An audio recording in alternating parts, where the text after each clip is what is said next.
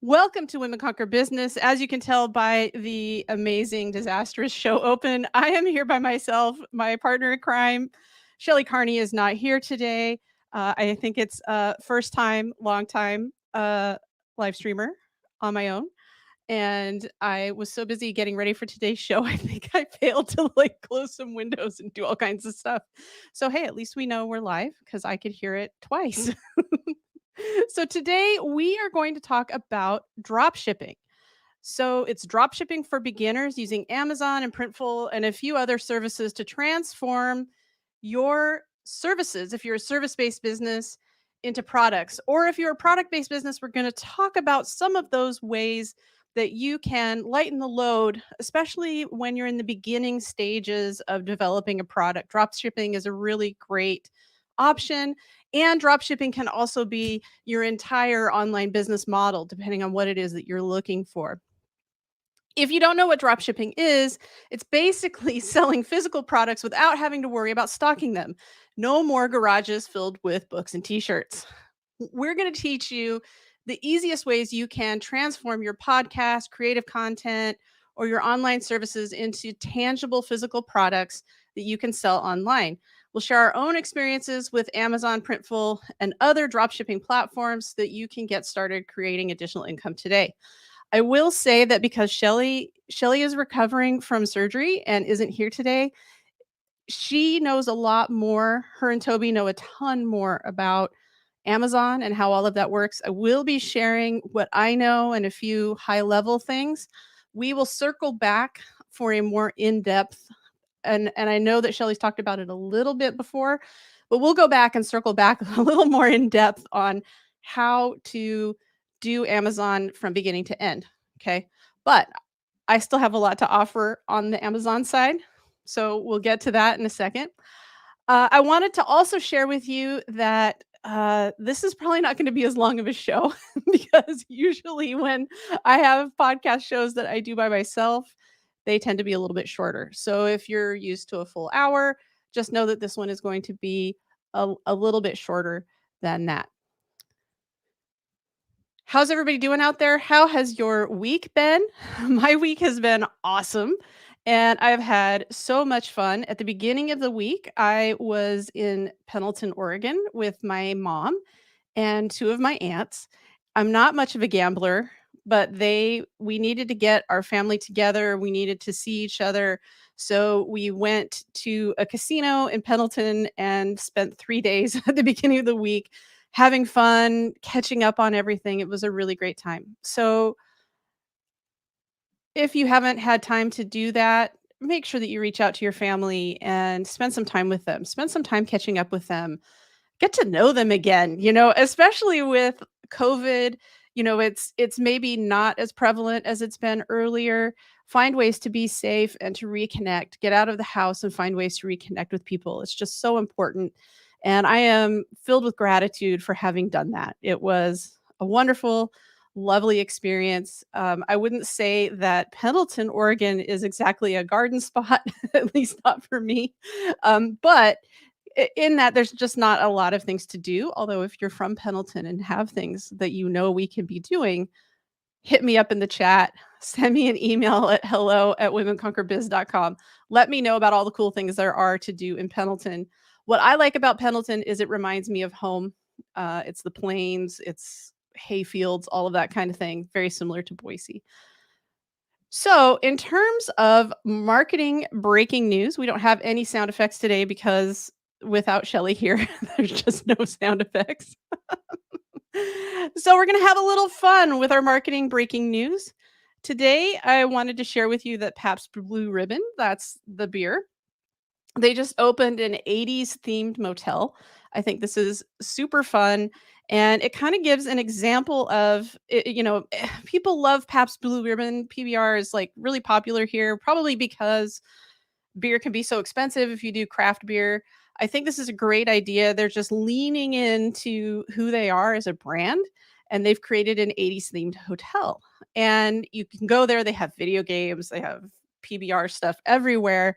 And I think that for us as small business owners, when we see things like this, it gives us the opportunity to really think about who we are as a brand, who it is that we are reaching out to, who it is that we really connect with, and what are some fun ways that we can engage with our people.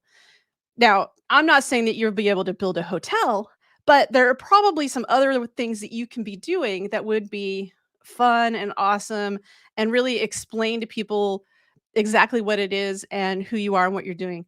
I'll give you an example for my personal brand, Women Conquer Business. I've started going through, and I think the inspiration may be Shelley and Toby going out and doing a travel show now. They're going and traveling around New Mexico and doing a travel show. I think that that might be part of it. And then I also have a client named Julie who also is doing a lot of personal stuff on social media and sharing a lot of images. So I've started going through old pictures that I've taken from this summer, from last week, and from further back, and just sharing pieces of that on my Instagram feed. I'm working on all of that now and kind of writing about insights that I have or fun things that happened or, just sharing little bits of yourself. And that's how like a personal brand could do it.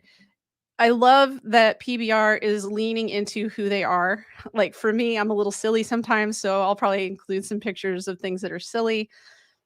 As small business owners, we have to have a little bit of fun with it. We have to enjoy what it is that we're doing.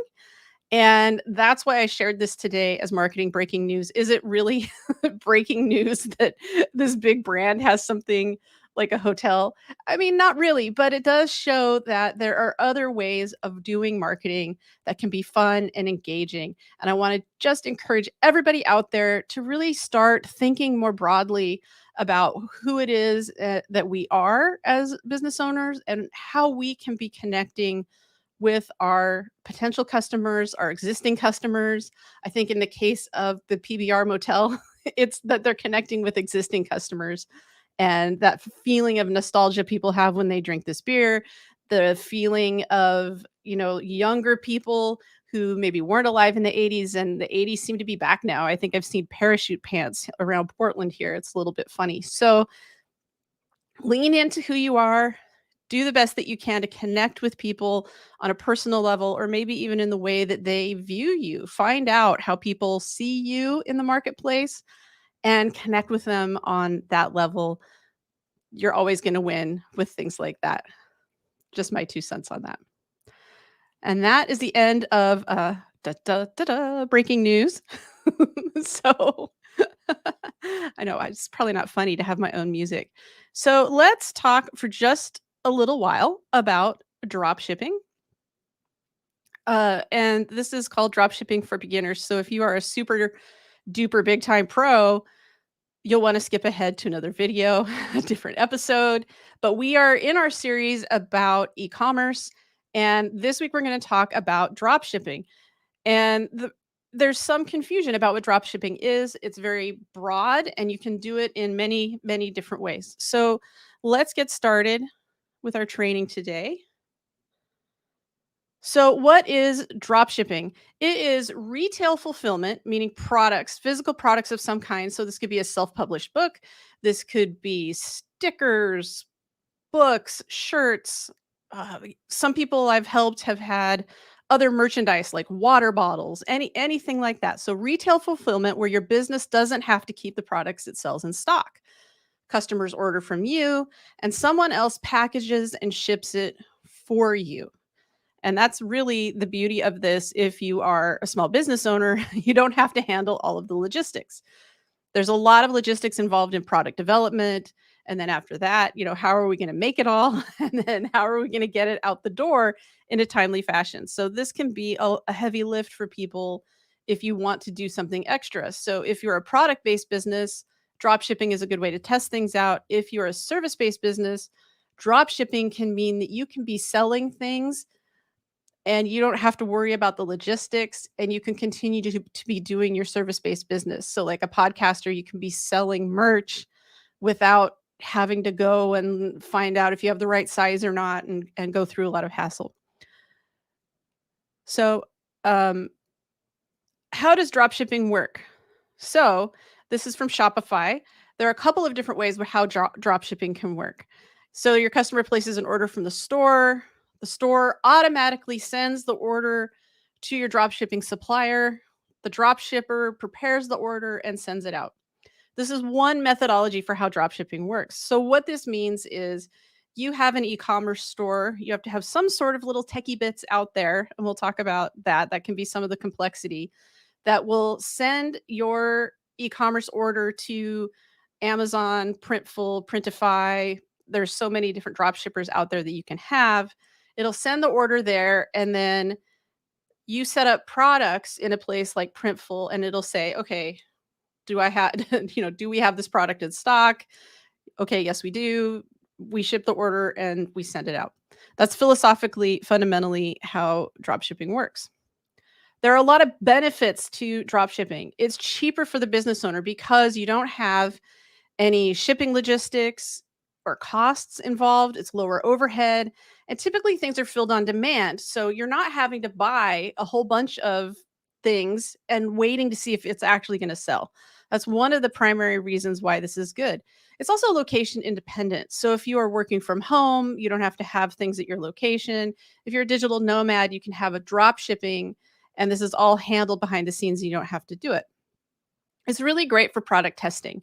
So if you have a book and you're not sure if it's going to sell a lot, or if you have merchandise for your podcast or a community and you want to have things like t-shirts or different types of bonuses that you give people, maybe you want to have a giveaway, you can test this out with drop shipping without having a lot of upfront costs or the time commitment of like shipping things out. And it's relatively easy to start, especially if you are a little bit technical and you know a little bit about how to make these connections. Because sometimes if you're not doing a direct connect to, say, Amazon, where you're like, buy this from Amazon, and you send them the link and they buy it directly from Amazon. If you have an online store and you want people to buy something and get the book from you physically, there's a little bit of technology in there. Unfortunately, we haven't gotten to the point where we can just like think, and have the product sent to us. Although that seems like it would be very intrusive to have something like that. So there are a few downsides to drop shipping. One, it can be much more expensive for consumers. So, for example, if you are selling t-shirts or mugs or water bottles, right? Most of the prices on a place like Printful are retail price. So the t-shirts, you might be able to get them from a local print company for like $2-3 a shirt, right? Or water bottles might be, $5 or $10. On Printful and Printify and the like, they're pretty close to retail price. So that means the shirts, if you want a good quality shirt, could be $12-14, and then you have to mark it up from there, which means the other downside is tighter margins. You can't have a shirt that you're buying for $2 or $3 and then marking up to like $15. You might be paying $10 or $12 for a t-shirt, and then the margins are, $2 or $3 a shirt is what you're actually going to get by the time the shipping and everything is done, unless you can charge, $30 or $40 for your designed shirt. So the margins are much tighter, meaning you're not making as much per piece by doing it. Now, this is a little different than if you are self-publishing a book. The margins are much higher for that, but there are some downsides to that in terms of marketing and getting the word out, and we'll talk about that in a minute. But if you're doing physical products and drop shipping, it can be tighter margins. You also don't control the stock. So you may find that the t-shirt that you love, that's, for example, made in America, has all of the great cotton and everything, that it's out of stock and they're never going to have it again. So you don't have as much control over the stock.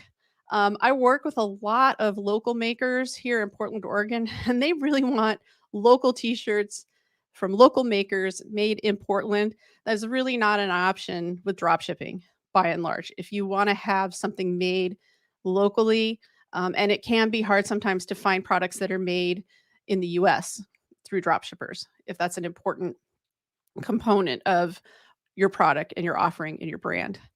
You also have limited customizations and brand personalization. So if you use a local print company, they may be able to make custom labels, custom labeling. So I've worked with some clothing designers and some other people, and they want that custom label on the inside of the shirt, sweatshirt, things like that. You can do that somewhat through Printify and Printful and other companies, but it's limited. And it is somewhat limited on the brand packaging as well, but it will say that it's from your company.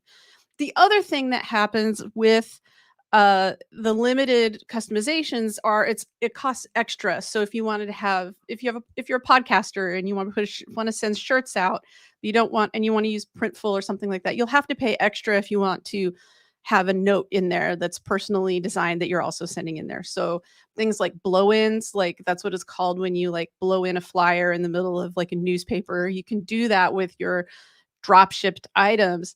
You'll have limited customizations on that, and it will cost a little bit more. And it can be a more technical upfront setup. So, for example, and these things change all the time. You might have, a Squarespace or Shopify website, or maybe you're using Wix or something else. And sometimes you need an intermediary to connect to that third party, that Printful or something like that. Now, those have gotten for Printful in particular, it's gotten much tighter. You can have a Squarespace website, it talks directly to Printful and it'll send it out. But sometimes you need an intermediary, like a ShipStation is the name of a really common one where the order comes in, ShipStation then communicates with Printify or whoever it is, and then it goes on their way. And that can be a little bit more technical if you're not really accustomed to doing things like integrations. If you haven't set up a ton of integrations, it can be kind of tough to do that. But then the upside is once it's set up, it's just set up. So that's some of the pluses and minuses around how to do drop shipping. So to be clear, they handle printing, packaging, and shipping. You handle the design, the product selection, hooking up your store, and then the marketing. And I will say that in terms of drop shipping, it is often the marketing that can be the hardest part. Getting your products out there so that people know about it. You know, you're taking on all of the getting the word out yourself, which even if you had the products in your garage, you would probably be taking care of it as well. But it's kind of the part of it that is a bigger deal. You don't want, even though the margins are tighter and you've got the design, you may be paid for that design and you need to sell a certain amount to break even. Or if you're using a Squarespace or a Shopify website, you have like a monthly fee that you're paying for these websites, plus your marketing costs to get things out. These are all concerns that you need to have, whether you have a service-based business or an online business. Is what are all of the costs going to be before I engage in this kind of product or business design? So just be aware of some of the different costs that are out there, some of the different things that you're handling versus what the company that you are drop shipping with is handling. So let's say you have a product. There's also a hybrid solution, right? So if you've ordered products from Amazon, and I can't think of a lot of people I know who haven't at least at one point handled or bought something from Amazon. There's another option, and that's fulfillment by Amazon. And I think other people besides Amazon handle this. It's just an easy example to give. So in this case, and you can do this if you have other products as well. You have a third party who is housing and storing the products. So this takes you out of having things in the garage, and then it puts the responsibility of the logistics on somebody else. So an example would be hybrid. You make the product or you buy the product. So if you say had a deal where you could buy t-shirts cheaper, you don't want to go with Printify, you can buy a whole bunch of products, ship them to Amazon or some other warehousing company. They'll store the products, people can still buy them from you, and then Amazon handles all the logistics of receiving the order, confirming the order and getting it out the door. That's another way of doing it. There are other companies out there that handle this kind of fulfillment. So that is another option if you're like, well, I don't like those tight margins that I would get from Printful. Here's another way of doing it. Probably most people who are listening to this show are like, I don't really have physical products. I want to hear about how do I self-publish, and whether this is on Amazon, which Shelley and Toby are on. For me, I'm on Audible and Google Play. I do audio products. And there's some really cool things about self-publishing, and there are a couple of downsides on there as well. So the logistics of, writing and creating a book, I don't know as much about, but I have researched as somebody who's always wanted to write a book. And let's be honest, how many of us haven't wanted to write a book at some point? I think most people do. Shelley and Toby have a lot of videos. I'll make sure to link to them in the show notes, and I'll also link to them in the video. We'll put a link up here so that you can get to them, where they teach people exactly how to go from a live stream to a book and selling it on Amazon. That's like their bread and butter. I'm not going to impede or infringe on that. But I will talk about some of the differences between self-publishing and going through a print house, because I have looked at a few different places. I have thought about some hybrid printers. So when you go through a typical print house, you may or may not know this, you don't retain the intellectual property rights, not always. So if you went to Ingram or Random House, you're giving up a lot of your intellectual property rights. If you self-publish, you're maintaining your intellectual property rights, and you're going to get a lot more of the sales revenue. You could get like 20 to 100% depending on how you're doing it. Whereas with a traditional print house publisher, they're going to take a lot off the top because you are giving them the rights to it so that they can market it, sell it, get it on bookshelves, all of that. So what they do then is they take a lot off the top, and you may only get, 7% off of every sale or something like that. Now, that can be a pretty significant amount if you sell a ton. Like if you have books or novels that are just hit the marketplace and they're super popular. But for most of us who are selling business-based books, and we're trying to get the word out and let people know about what it is that we're doing, we may or may not be willing to give up 93% of our revenues to a big publishing house. So your sales revenue will go up between, you'll get 20 to 100% of your sales revenue by self-publishing. But you're also responsible for the editing, design, printing, and formatting. And again, that's what Shelley and Toby know a ton about compared to me. I don't know as much about that. But you don't have to buy a bunch of your books up front. Now, part of your marketing plan should be to buy some books and then have giveaways or sell to people, anything like that. I think you can buy at a discounted rate and then do some things to get your books out there, but you're not required to do that. There's no minimum purchase requirements for that. But you are responsible for all the marketing and distribution. And this can be a heavy lift. This can be really tough because there are a ton of self-published books out there. And it's kind of the same thing if you're doing drop shipping in general. So it may be difficult to get hard copies in stores, but the bonus is you write it, Amazon or Apple, they ship it to people, they create it. And there are a few different ways of doing it, at different publishers. Um, you can go, I've got a couple of things here. There's Kindle Direct Publishing. Amazon has a fair amount of information out there, which may or may not be helpful. It depends on how well you speak Amazonese.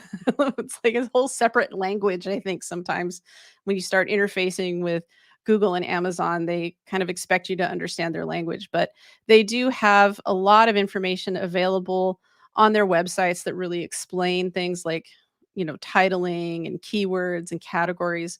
It is somewhat technical, but you can really get some traction with a self-published book. So, be sure to look into it, because it can be really beneficial to you and your business. You just have to put the time in and do it. Shelley and Toby have done it with directly, like they'll go from a Google Doc to getting it up on Amazon.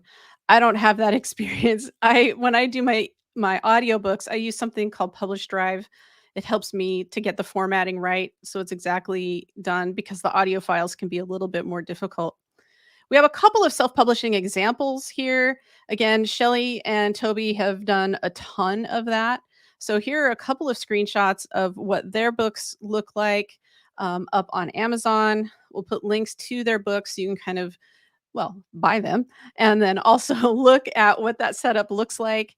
Earlier this week, I set up my own author page on Amazon. So you want to have things. If you look here, you can see their pictures are here. They have little bios on Amazon. These are really great ways to get traction with your marketing because you're putting your business name, your name, everything on Amazon where a lot of people go, and it can really help you in terms of discoverability to have an author page there. So here are a couple of examples of what a self-published book looks like. And then I do, like I said, I do audio. So I have a book right now up on Audible. And you can see that over here on the right hand side. Find the right marketing tools for your small business. It's on Audible, it's on Google Play. It's a good opportunity to have your name out there and have, a little bit about yourself and about the book out in the wild, right? Now, I can't speak to how Shelley and Toby are doing with their distribution of their books, but I will say that for my book, it's been difficult sometimes to get the word out. It's been difficult to tell people about how all of this works because I have a whole business out there that are doing all different kinds of things. So you want to be really aware of how this fits into your business as a whole. So when you are marketing physical products and your primary product is a service-based business, an online business, you have to think about how this really fits into your business as a whole and how you're going to market it. And that, my friends, is the end of our training today. So thank you. Does anybody have any questions? If you have any questions, you can put them in the chat, of course, or you can also email at hello@womenconquerbiz.com. And Shelley and I can address all of those questions at a later show. If you are interested or if you enjoy these types of trainings, I highly encourage you to either download this marketing self-assessment so that you can get onto my email list, and that will help you get weekly trainings on marketing and how to market your small business. I would also suggest that if you need help with creating content, getting your content out into the wild, if you want some support for creating content and you are in the 50 or over crowd, I would like to suggest that you also join Shelley's free community. And it is here at group.agkmedia.studio. And that is their free group where you can go and get support around creating content. So let's move on to tweaks of the week. I am going to share my screen again. So this week's tweak of the week, I discovered this. It's interesting. I'm in a few different groups. When I have been on other people's podcasts, I have met 2 to 3 different people who have used Hindenburg as their podcast recording software, and they swear by it. They absolutely love it. And that's what we're talking about today is Hindenburg. They have a perpetual license, meaning you can download it. You only pay for it one time. And then they also have like a monthly license as well. The thing about Hindenburg that I discovered this week that's so intriguing is that they have this new product called Hindenburg Narrator. And if you are really going to get into dropshipping and doing your own books and you want to do an audiobook, Hindenburg Narrator is so cool for that. I've never used it, but I just look at it and it's really awesome. So what it will do is you can upload your script into Hindenburg and it helps you track and follow along with um your script. So you can be recording and creating that structure for your audiobook inside the recording. So you know exactly how it's tracking, what it is that you need to do. And then it will do all of the auto levels and export it and get it to Amazon. I mean, this is a really great feature, I think, if you are trying to do an audiobook for the first time and maybe you don't have a ton of experience with getting your with recording audio in the first place, because not everybody who does an audiobook starts off as a podcaster or a broadcaster in any sort of way. So if you don't have experience with that, this might be a good option for you. And if you need a way to get those levels done automatically, it's a great thing. It's also good if you want to just maybe not record everything all at once, or if you need some help with the structure. I can tell you that when I put together an audiobook and I went even with Publish Drive and I went to like publish it and get everything done, I had some issues with creating the right structure, getting it out there. So something like this would have been really helpful to me to get everything done. And then honestly, the audio levels are way different. Like if you listen to your audio before you send it off to Amazon and it's done for an audiobook, it doesn't sound very good. And yet when you go and buy Audible, they sound good, right? So this is all handled for you in Hindenburg. And I would highly suggest, if you're going to get into that, that is a good option for you. Like many other audio programs out there, they will also send your podcast, if you want to get into podcasting, they will also send your podcast directly to whoever it is that's publishing it. So thanks, Shelley. Hey, Shelley, thanks for being here today. So yeah, Hindenburg is a great idea. I agree with you, Shelley. So that is our tweak of the week. I can't believe I've talked for a half an hour. This is like so crazy. I've never done that before on my own. So we're going to wrap up the show today with a little inspirational nugget. I hinted at it at the beginning, but it's really important to recognize that time is short and we are not going to be here forever. In fact, my dad would often say, nobody gets out of here alive. And unfortunately, that's true. And so what we need to do is find ways that we can connect with other people.